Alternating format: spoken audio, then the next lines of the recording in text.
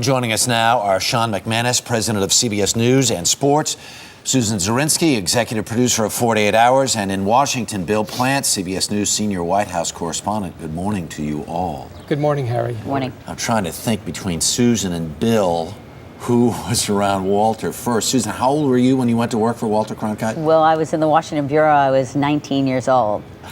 And Bill, how old were you when you went to work for Walter? About 26 or 7. And we won't ask you how many years ago that was. Please don't. Bill, let me ask you first how important it was for you to go to work for CBS and what it meant to you to work for CBS and Walter Cronkite. Well, CBS News was, as we used to say, the Tiffany Network. It was the tradition of Edward R. Murrow. And Cronkite carried on that tradition. I mean, we knew that he'd been a reporter in World War II and that he'd been a wire service guy, and we knew he was passionate about the facts. I mean, he didn't take that managing editor title lightly, let me tell you.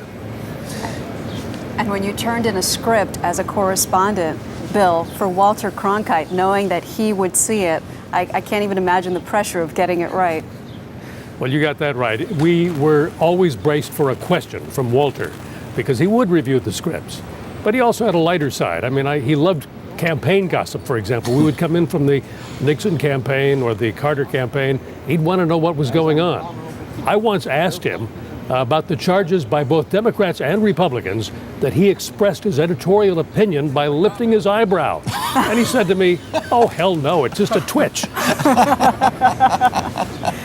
Sean, your father's path and Walter's path crossed in such interesting ways. Jim McKay was your dad. And was not Jim supposed to host the Olympics on CBS? He was. In 1960 at the Squaw Valley Winter Olympics, my dad was scheduled to anchor the Olympic Games, his first time ever to do that. And he had what he later admitted was a nervous breakdown about a month and a half before the opening ceremonies. So they put Walter Cronkite in my dad's place in 1960 to anchor the Olympic Games. And by the time Rome came around that summer, my dad was ready to do the Summer Olympics. But I had lunch with Walter about a month after I got my job, and we talked about that, and we talked about how much my dad wanted to be a newsman when he was growing up. And Walter said, well, you know, if it weren't for Squaw Valley, maybe your dad would have been the anchor and I would have been the sportscaster. So they had a great affection and a love for each other also. The other great story I want you to share is when your father was at the Olympics in Munich in 1972 and did such a remarkable job of telling everyone in America what had transpired in that horrible attack on the Israeli athletes. Tell about Walter sending a note to your dad. Well, I was with my dad all day, and he was in the studio for 18 hours straight, and we got back to the hotel in the early morning hours. My dad went to the front desk to get his key, and the concierge said, Mr. McKay, there's a telegram for you here. And my dad opened it up, and he read it to me, and it said, Jim, you were superb yesterday.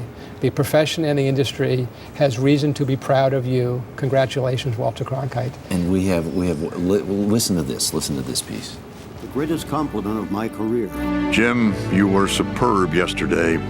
The profession and the industry have reason to be proud of you. Congratulations. He did such an excellent job, and I thought he ought to know that we were appreciating it on this side of the ocean, and particularly in the newsrooms at the rival networks. Did we ever? What did that mean to your dad? Well, we stood there and looked at each other, and it's one of those moments that you never forget for your entire life. And my dad looked at me and he said, you know something? It's never going to get better than this, ever. And it was just, he had such great admiration. And Walter had his seminal moments during the Kennedy assassination, during the space program. And my dad's seminal moment really was the 1972 Munich tragedy that he covered so well. And to have Walter sent him the first telegram that he read after he got off the air was something he never forgot. In fact, he carried that telegram in his briefcase until the day he passed away. We have another souvenir from Walter Cronkite, a script that Susan saved all these years. Tell us about that, Z. Well, you know, as a young production secretary and kind of researcher called into battle during Watergate, Walter was coming down back and forth, and obviously the culmination of everything was the night that Nixon resigned. And CBS did a special, and I had been busy ripping scripts for him in those days. You had to type the scripts on a typewriter, and at the end of the night, everybody was kind of wasted. It was just a seminal moment for everybody. And Walter just had dumped the script into the trash can. And I picked it up and I said, Walter, don't you think you want to save this script for historic value? He goes, no, they transcribe everything in New York. And I thought, I'm with Walter Cronkite on a night of amazing history. I'm taking this document, and I have kept it all these years. The writer was Charlie West, but you can see Walter's corrections in there. And this is really what Walter was about. The country traveled with Walter through tragedies, through moments like the Man on the Moon. And if I could just read like the last section, it's pretty extraordinary. And so, virtually on the eve of her bicentennial, the United States has passed through a day of historic drama, a day many of her citizens had been awaiting with dread, a day some feared would shred the fabric of her society. But the feared has not come to pass. As President Ford said in his acceptance speech, our long national nightmare is over. Our Constitution works. Our great republic is a government of laws and not of men. Here, the people rule. This is Walter Cronkite, CBS News, Washington. Good night. I get a chill. Me too. And even the copy, it was an orderly succession. There are just amazing lines in this. And I think as a 19-year-old going through what the country was going through, but also with Cronkite, there was a mission. There was nobody that didn't understand that Cronkite was about one thing, not about himself as the story. It was about seeking truth.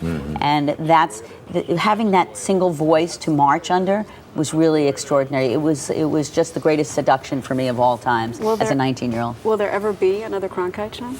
No, I don't think so. If there is, I'd like to hire him, but I don't think he's out there. I tried to explain to my kids when I got the news of Walter's passing at dinner on Friday night that the way the media is right now, they can't understand that there was a time that if you wanted to get your national news on television, there was one place to get it, and that was on network television, either ABC, CBS, or NBC, and people chose Walter. And if you wanted to get your news, it was from Walter Cronkite.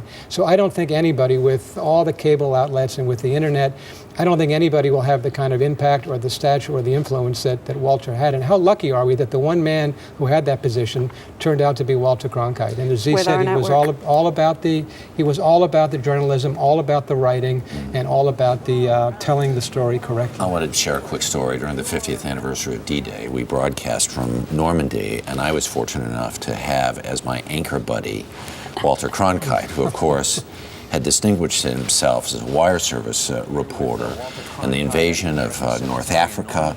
He flew in B-17s over the European theater. He was at the Battle of the Bulge, and be able to sit there with him at Colville-sur-Mer at that phenomenal American cemetery there. I have chills just now thinking about it. And he was so generous. Yeah. He was absolutely, unfailingly generous with his thoughts and his expertise and his goodness. He wanted everyone to be as good as he was. And for all of his talents, the thing that stands out for me the most is that he was the ultimate gentleman. And as Z said, it wasn't about himself, it was about the story. But if you were with him one-on-one, the warmth that just exuded from this man's character was just extraordinary, absolutely extraordinary. And he was very much the same on camera as off camera. There was no persona, there was no change of voice. The avuncular Walter was the reality of who he was. He was magic. Everyone called him Walter, from the intern to the producer to the president of the division. Let me thank Bill Plante. Thanks very much for coming in this morning, Bill. Thank you. Appreciate it very, very much. Harry, I have to tell you, it was Walter's presence, his reassurance, that helped people make sense of those troubled times in the 60s and 70s. No question. Sean, Susan, thank you both very much. Thank you very much.